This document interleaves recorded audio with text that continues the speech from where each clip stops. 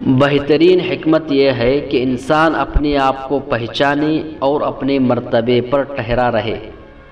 حکمت ایک درخت ہے جو دل میں پیدا ہوتا ہے اور زبان پر پھل لاتا ہے۔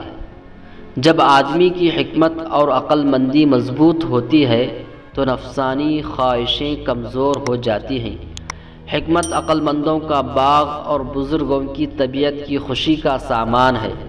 حکمت کو اپنا کرتا اور وقار کو اپنی چادر بنا کہ یہ نیک لوگوں کا زیور ہے۔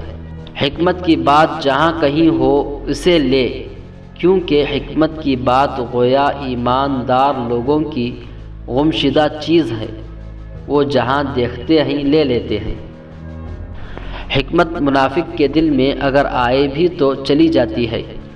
حکمت کی بات جو شخص بتلائے اس سے سیکھ لے اور اس کی بات میں غور کر کہ وہ کس درجے کی ہے، اور اس بات کا خیال نہ کر کہ اس کا کہنے والا کیسا ہے۔ حکمت اور عقل مندی اسی کا نام ہے کہ آدمی دنیائے فانی سے منہ پھیر کر آخرت کا عاشق اور فریفتہ ہو جائے۔ تمام حکمت دو چیزوں میں ہے: لوگوں کے ساتھ نرمی سے پیش آنا، ان کی خاطرداری کو اچھی طرح ملحوظ رکھنا۔